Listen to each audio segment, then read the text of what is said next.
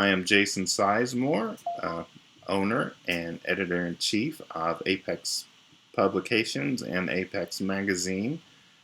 First, let me apologize. I am having video problems today, so you will only be hearing me via audio.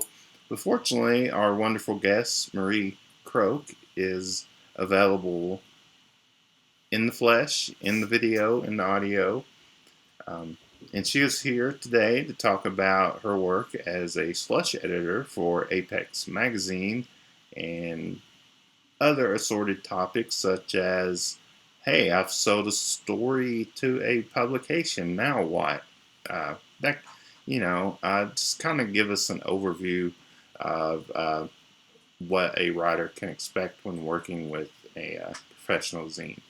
Um, also, Marie is going to read us the first 600 or so words of a short story that she has coming out through Apex Magazine titled To Seek Himself Again, which has been scheduled for publication in our November issue. Marie, welcome, and I turn it over to your hands. All right, thank you. Thank you for the introduction. And I'm just going to jump into the reading right now so that we can then get to the questions. So this is the story that is coming out in November, which I'm very excited about. To Seek Himself Again. The lady possessed all her fingers. Even the useless fifths wiggled in obscure movements as she stroked the vines drooping from the geraniums and grazing the aquariums below. With curiosity bordering on the obscene, Kiba sank the viper's coils that made up his neck that he might gander at the lady's feet, but they were tucked away neatly inside lace boots. If she traded a toe away, it had not been for something larger. And if she had traded for anything at all, she had hidden it so completely that she might as well never have. What a waste! I'm told you're the creature to ask when in need of parts. Her voice held the plainness of a pure form. No chirping of a cricket or haunting echo of a wood thrush harmonizing behind each syllable. Ugly, he would have called it, had he not been striving for professionalism. He hissed deep in his throat, then nodded and altered his voice so an original human creature might hear all he spoke. What will it be? A third eye. He shifted, but didn't have to straighten his front legs. Goat they were, hooves strong and nimble. For he merely stretched his viperous neck joints until he looked within one of the aquariums. I've wolf and feline, eagle and shark. I've also insects, spider, cricket, ants, and many others. And if you could afford a steeper trade, there's another tier. A witch's eye. Kiba hissed again, though this time he tried to cover it. Another human's. He glared her over with his phoenix eye. Fiery little thing it was, always lightly burning in a pleasant, easy way. Her braided hair, dark and thick, hung like rope down her back, but was not of another creature. Her arms, her shoulders, the muscles of her back and thighs, and the curve of her calves all bore sign of singularity. Her eyes, her nose, her mouth, her everything. Is that a problem? He ground teeth he traded from a saber tooth, but did not hiss again.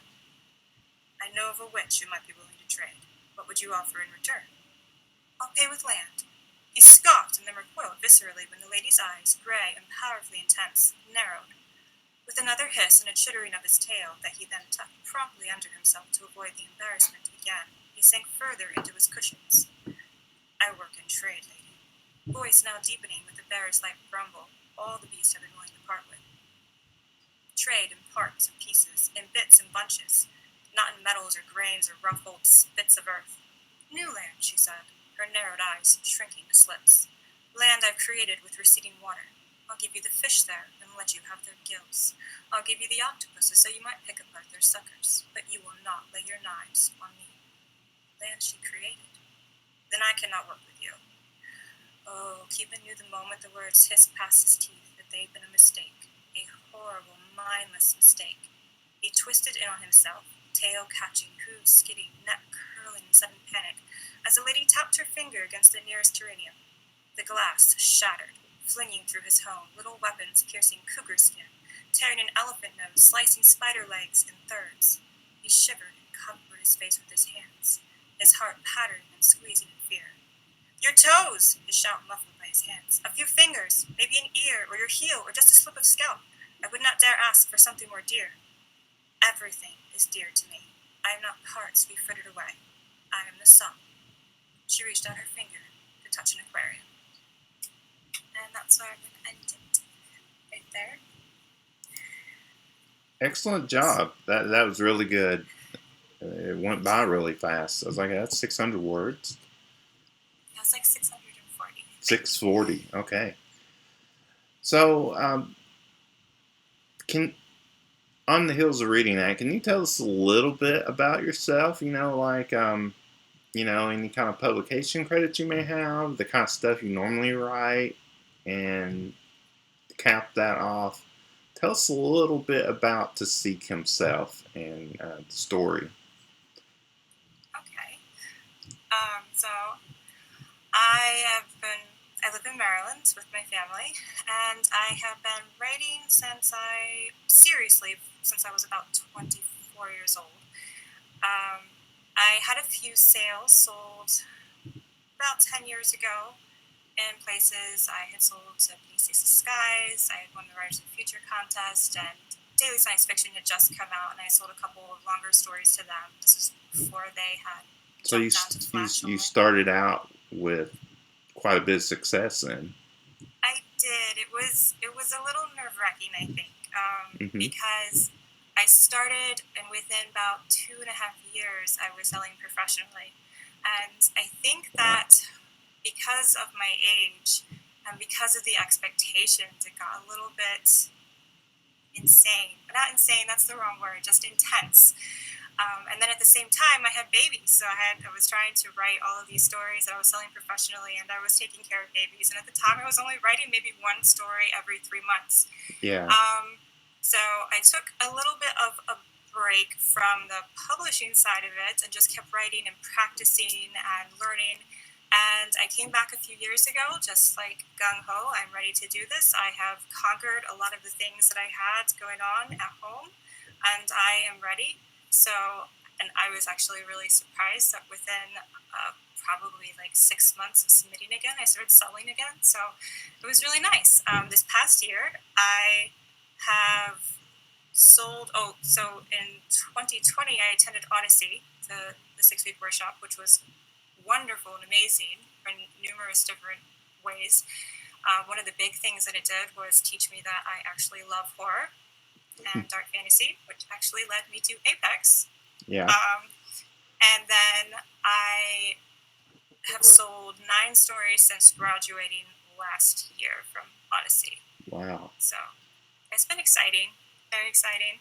So when you made those sales, when you came back, did you declare to your child, "Mama still got it"? A little bit. Look at the things. It's cute because all of my old notebooks had all the pictures that they would draw in them, and now I don't get drawings anymore. Not as often. Usually, it's just words like to mom or something. And so it's interesting to look at that, kind of see the difference. But I do also have a lot more time to write, so I get a lot more stuff out there. I always have a bunch of stuff on submission all at once. For To Seek Himself Again, this story, if you wanted to talk about that a little bit. Certainly.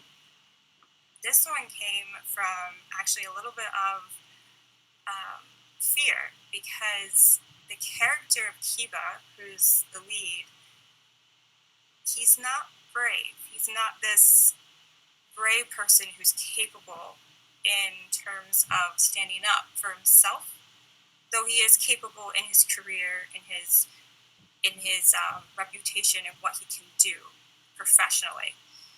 And I felt like I very often would write stories where the character was already capable, and in this one, it was kind of me experimenting with trying to pull out that, I don't want to say imposter syndrome necessarily, because I don't think that's what's at play, but a little bit of that fear that could make you want to hide in a corner and maybe not take the moves that maybe you should have made, and sort of play with that a little bit. And then the Novum itself, the world building aspect, which is the trading in animal parts with the human human bodies and forming brand new bodies, and not just humans but also animals. Like I think I have moths with spider legs, and I think I mentioned, rabbits with bat wings, and people who swim in the oceans with gills. It's like really fun, just a lot of fun to work with. And I feel like just the world itself, even though it's a very short story, only like 5,000 some odd words, it kind of makes you just imagine something so much bigger, which was a lot of fun to play with. I noticed in the story you play with the concept of being comfortable with who you want to be or who you want to become. Um, I sense that was a very important thematic element. Yes, it was a huge thematic element, that because there's only 3 lead characters, and I wanted each of them to represent a different form of how you look at yourself. And so I don't want to go too much into that, but that was very much at the core at the end of the story as to what I was attempting to communicate in each of the people. While not necessarily wrong, were not necessarily right either. That it's more about each of them looking at themselves as to who and what they are. And then, of course, being able to identify that in yourself, um, and seek what you want to be, and have those pieces and put those pieces to you, which Mm-hmm. definitely I think pretty much everyone can identify with on some level. Oh yes. Obviously, I found the story extremely effective since we're publishing it. um, so you probably have a unique experience in that you kind of know the inner workings of Apex Magazine since you work with the Slush Group and you're very active with the Apex community. And you often, converse with myself and Leslie Connor. Um, has that been kind? I guess the question I'm leading to is, did that make you really? How do you feel about all that? Yeah, it's You mean you. in terms of just being able to be part of the community and Well, having selling, submitting and selling a story, going through the editorial process. I don't think you've been through edits just yet, not for but they're this one? coming. Um, like compare that to maybe how like a traditional experience. You say, you sold the BCS. Compare that to how your experience here has been. So I sold a total of 21 stories so far, and I have to say, my first few sales, I was not part of the industry. I didn't know anybody. And so it was a very lonely process. Mm-hmm. I didn't know what was going on outside of just these emails. Um, when the past year or so, these sales have been very different in that I have made friends within the industry. I've been talking with people within the industry. I feel as if I am a part of something versus sort of at home away from this, which is very interesting because obviously this whole time has been COVID going on. So I have Yeah. felt more part of the community since COVID began than I did beforehand. When it comes to Apex itself and selling that story, it was an even more intense experience because now I had people who I knew who were picking my story out of the slush, who were reading my story, and I avoided reading any comments on it. I avoid that like the plague. Yeah. Um, but it was this. I mean, I told you, like, that it made me cry when I got the email. Like, I announced it because it was it was a shock to my system because I didn't think I was going to sell it, and it mean, I always assume that I'm not going to because it kind of allows me to, be able to submit it immediately. Be like, okay, get it back out there. So It's that all good. rejections aren't crushing, I guess. Yes, Yeah. it helps a lot. And it also means that when the acceptance comes, the emotion is heightened so much, and you want to celebrate it to, I don't want to say an extreme degree because I think every acceptance should be always massively celebrated. But in this case, it felt like I was part of something because all of these people were responding and telling me how much they loved the story, like being part of the team. They had recognized things within the story that we had been for months and months and months talking to each other about how we are looking for certain things within the slush and trying to find certain aspects of stories so that we can get the stories that our editors want to see to them. And so it was just a really amazing experience, I guess you could say, to be able delighted. to pinpoint those. I'm delighted that it's been a very positive experience, and that we've kept the awkwardness to a minimum. And just to show that there's no like favoritism going on, I noticed that you had submitted quite often to the magazine. How many times have you received Leslie Connor's email of disappointment? All the times. Yeah. All the times. So many times. Well, congratulations. I'm not sure how many it is. I definitely feel like it feels like a very high number, and I'm going to say maybe in the teens to the 20s. Wow. I'm not 100% sure on that. Yeah. I will have to check. Because I had a different email that I was using, so I always have to check the both. Well, glad to have you in. So you have had plenty of success prior to working slush with Apex, and you kind of alluded to working in publishing elsewhere. So maybe you can give viewers a little perspective on how working in the slush has helped improve your craft. Okay, I love this question because it has been a huge, huge advantage, and anyone who has the ability, has the time to volunteer as a slush reader at a magazine specifically that they feel fits their craft, I highly, highly recommend it. One of the big pieces of advice that you're always given is from every editor, every publisher, is always to read the magazine, go read the stories, look at the stories. These are what we publish. And so you do that and you study them and you try to figure out what it is that editor wants and what it is that magazine is doing. And yet you're really only looking at a tiny sliver of the whole because you're only seeing what has been successful.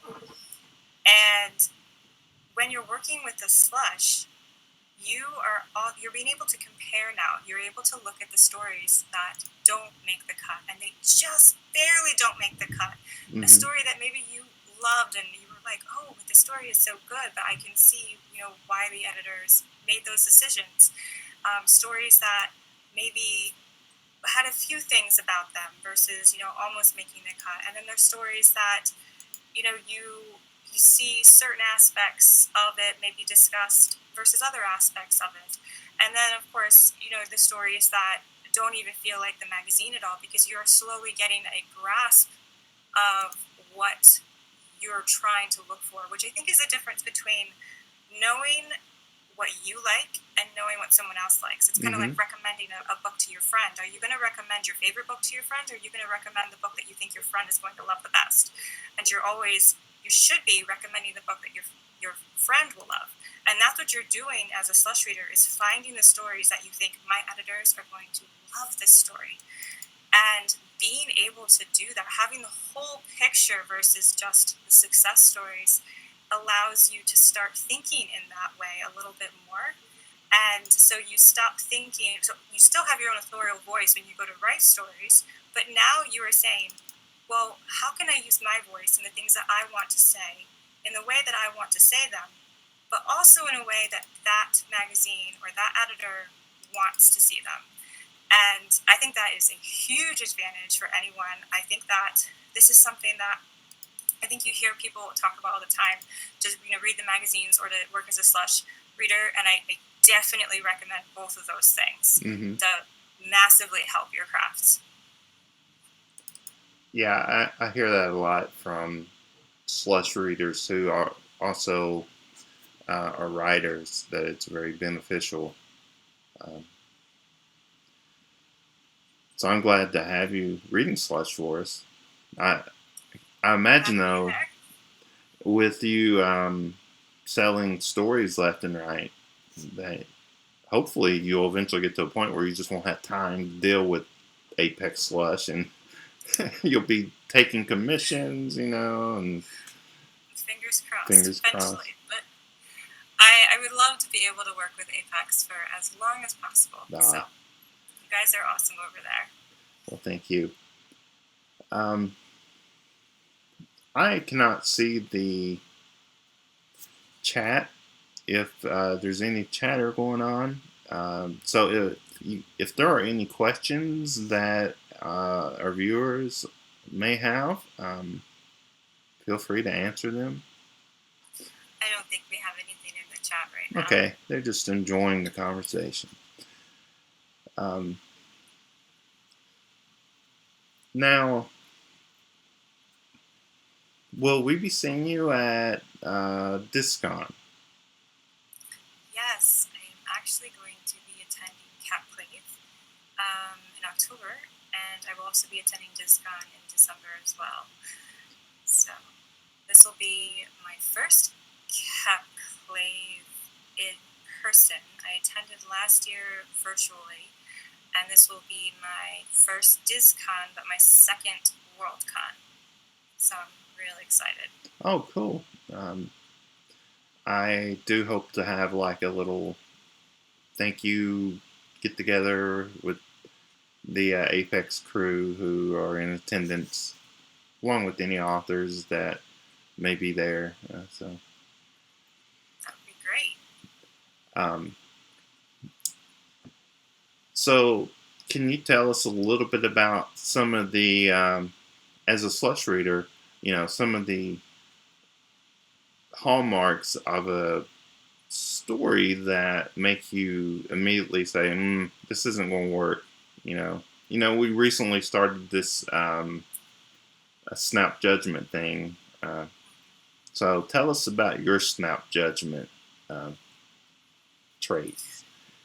Okay, so to be fair, the slushers are probably a little kinder than the editors. Possibly, I don't know, because we want to give the stories just a little bit more of an attempt, just to make sure that we're not making a mistake of not finding something. And I can't speak for all of the slushers, but I will generally give a story at least 2 pages, where I will read the entire 2 pages, usually. And the things that I'm immediately turned off by are if the story does not have an immediate understanding of what the story is about. So kind of like the I just woke up type beginnings, where it was a day like any other, that will immediately kind of send warning bells off in my head saying, okay, oh no, like how long until we get to where this is going? Because if it's not going to start the story until page 4, 6, or 10, I'm not going to send that up, because you and Leslie are going to say, why did you send this up, Marie? Why do we even have you working here with us? What? So I can't do that. Usually for those types of stories, I will scroll to the end and I will double check to see, is there something else there that maybe the story needs another look? But usually that is, like, actually I can't think of a single time where the story has started that slow and I have not. The next thing that I'm looking for is, prose, and is the prose clear enough that that you can read the story and you can understand where people are, who's saying what's going on. If you have a lot of situations where the dialogue is back and forth and you have three characters and you don't know who's saying what, and that's immediate, any kind of confusion like that within the prose, that's going to immediately send warning bells off. And again, I will scroll to the end just to double check, but usually those are the types of stories where they're too confusing and they would need too much clarity to change them, to make them understandable. And then a few other things. Something that you're specifically looking for at Apex is you're looking for something, because you want a voice in the story. You want to know what the story, who the story is about. Whether it doesn't have to be a person, but it needs to be something that draws you in. To want to know what's going to happen to that person or that entity, and preferably stakes. What's the important thing that's happening within the story that we're going to be reading about. And then, of course, you want some level of strangeness that will give you a sense that this is not something we've seen before. Right. And those are the things, those are the core things that I'm probably you're looking for. So if it's not strange enough, it's a story that I feel like I've read this story 20 times in the slush already this month, then I'm probably not going to send that one up with high recommendations or anything. If the story, this is something actually that I see a lot, and it always hurts my soul, because usually it's from very good writers, and they send in horror stories that are just horror stories. So you'll have a monster story where the monster's killing people, but that's pretty much all the story is, or a werewolf story, but it's just a werewolf eating people, and that's all it is. And it hurts me sometimes because I feel like you know how to write a really good story, but there needs to be some level of theme to the story as well, something that you're trying to say. So you can write a story where somebody walks around and kills a whole bunch of people, but if the story isn't saying something that's going to resonate with readers, then the likelihood that you or Leslie will want it is very, very slim. And so that's always very painful to look at those stories, because I feel like, they're so close. Yeah. You could look at it, though, from a different angle where, okay, so they had the mechanics of writing down. They just got to take that one last leap, Yes. to understand kind of more abstract concepts, such as themes. And I kind of wish my video was working, because while you were describing all that, my head was vigorously nodding in agreement. Well, good, because last year I've been trying very hard to ask myself, what does Leslie want? What does Jason want? That's what I'm looking for. So, do you have work coming out from any other scenes or anthologies, or is this the big one? This is my big one. I do have a few other stories that are coming out. I actually have another one coming out in November, which is interesting because it kind of deals with characters who take on characteristics that are not human. Because now when I use plants, and it's called Ragged Roots of the Blossom Born, and it's coming out in Upon a Thrice Time from Air Nothingness Press. So that's really exciting too. That's coming out in November. So I'm going to have a twofer in November, which is exciting. And I do have a story coming out in October that is a little piece in Apparition Lit, their Wonder issue. So that one I can't say much about because it's so short, but it's basically about a library that has lost, a wondrous library that has lost its librarian. And we actually have a question that is in the chat. If you wanted to grab that one. Let me. And it's a writing process, Clay. I like these. How have you approached layering that theme and depth into your writing? So it depends sometimes on the story. Sometimes it's a case of it beginning with the character. So what is this character wanting? And how can I apply that to something bigger outside of the character, outside of like myself, beyond that? And sometimes it's coming from the world itself. So when I sit down to write a story, usually it's a case of I've come up with something really fun, like a world building aspect, or I've come up with a very specific voice, character voice. And so when you're crafting like a layered theme underneath of it, you're now asking yourself, what does every action that gets taken, or what does every plot point that happens in the story, what meaning could it possibly have? And sometimes it's not a case of you planning it out. Sometimes it's a case of it coming through naturally as you're working through the story and then brainstorming what these particular actions would mean if somebody were to look at them from an outside perspective. And this is where it gets very tricky because different people are coming from different backgrounds. And so you could write a story and be thinking that you're trying to say one thing with your character making specific actions or particular plot points, and somebody else could read them a completely different way because they come from a different place or they're reading it from a different perspective. And so when you're approaching theme, I think it's really important to try to let it come naturally from the places that are the most important to you. Mm-hmm. I actually, one of the things that I do as an exercise, and this was recommended to me by a workshop teacher, was to write down all of the things that mean something to me. And then take all those things that I have opinions about, that I, feelings about or beliefs about, things that I feel strongly about, and then see how I can think about those to incorporate into your stories. And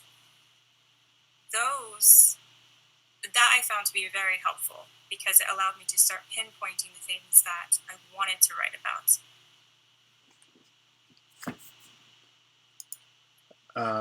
Question from the viewers. Are there any themes you'd like to see more of in the Apex magazine submissions? So this is a question that I feel like I could answer, and then maybe Leslie and Jason could answer better because they are making final decisions on everything. But for me, I would definitely say things that you feel strongly about will come through in the writing, much more so than something that you don't feel as strongly about. Also, anything that we have already, like that Apex has already published, if that's going to be a little bit of a harder sell because the story or that theme maybe has already been touched upon. So I would recommend taking the themes that you love to write about and the themes that Apex has been publishing and say, how can I take a theme that's important to me that Apex hasn't quite done in that way, right? Like that I've seen. And I think that's what we're looking for because we're always looking for, at least I am always looking for in the slush, something that I haven't quite seen before that I think that Leslie and Jason will go, oh, this is great. I love this. I've never seen this. So I definitely would recommend that process. But Jason can jump in here and add on to that if he wants to. I think that you should feel comfortable speaking from an authoritative point of view on this, because if someone submits something to Apex and it doesn't get past your desk, it is never getting to mine. Yeah. I'm always looking at the stories thinking, has Jason seen this before? So Yeah. I think it's good to think about um, what has already been published within Apex. And I still think that some of those themes are really wide open. I think that they could definitely be done again if there's a theme that's very, very close to your heart that you feel passionately about. I think that that should be what gets written about in your stories. But if you can make it so that it's twisted just a little bit, something that just makes it, that step further, like go that one step further than what has already been published, I think that is going to make the slush team say, Hmm. someone like me reading your story go, yes, I'm setting this up and I'm rooting for it and I want it to get through. I could cite your story as kind of an example of that. Um, we have published numerous kind of body horror type of stories, and it's not so much that you're using, the fact that body parts are interchangeable across species and what have you. Um, it's that you're approaching the material from a different thematic perspective. You just happen to be using this trope as the tool to tell your story. And I think that's what a lot of writers get confused about. So they're like, okay, gosh, Apex has published 75 stories about um, robots finding God. Well, you know, theoretically, although that does sound like a really, never mind. Uh, but you could count on it, each one of those 75, to be a completely like unique and different experience, either tonally, definitely setting, characterizations. Uh, it's just like how there's 45 dozen different varieties of steak.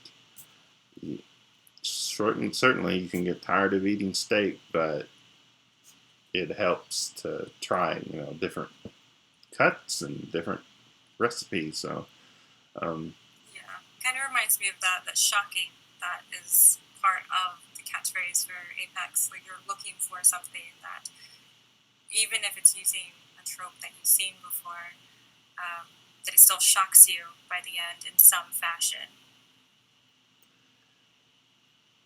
here's a little Apex lore. Kat Valente actually came up with that tagline when she was our editor way back in the day, and it still, I think, it perfectly encapsulates what we're trying to do with the fiction that we're publishing. Um, so we're 40 minutes in. We have maybe 5, 10 more minutes. I don't want to go past uh, our time. Can you? Uh, uh, okay, I'm asking. I'm going into this without knowing the answer. Uh, do you read a lot of different genre magazines, even though you're always having to read Apex Slush, and you're probably reading, at least the original fiction part of every issue? Yes, that's the short answer. Long answer is I do try. Sometimes you feel like you're miscalibrated, where you're reading slush and you're going, maybe I'm not, maybe I don't know what I'm looking for anymore.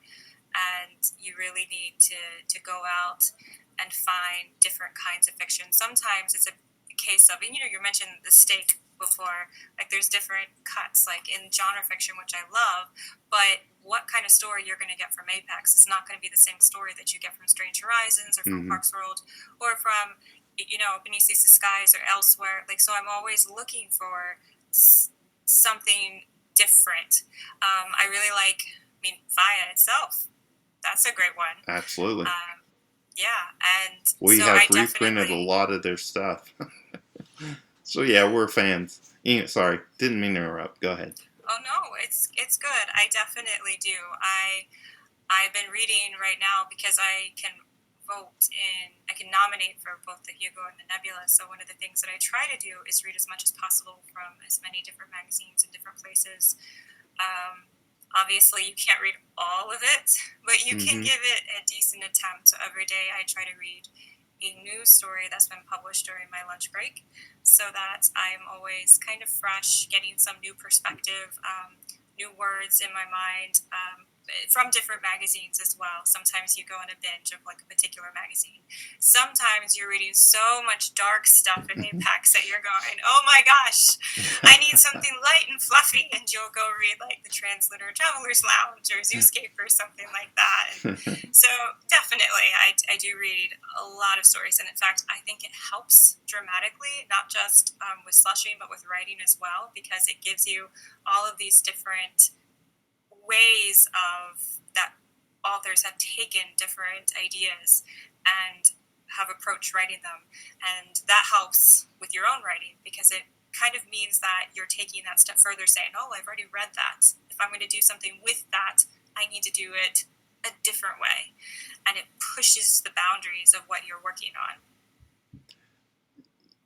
Yeah, I agree with everything you said there. And as an editor that runs a zine and pretty much have a very narrow focus on the kind of fiction that I'm reading, I sometimes struggle with that, finding the time to check out the other great work that's being published, because you do get trapped, right? It's like the same flavor profile over and over. You start to lose the ability to discern the differences, and Yeah. finding the time to go out and read the new issue of Lightspeed or Clark's World, it it's hard, but it's also something I think a good editor should be doing, just like a good Yes. writer should be doing. And I agree. And even if you can't read entire issues, I think just being able to read some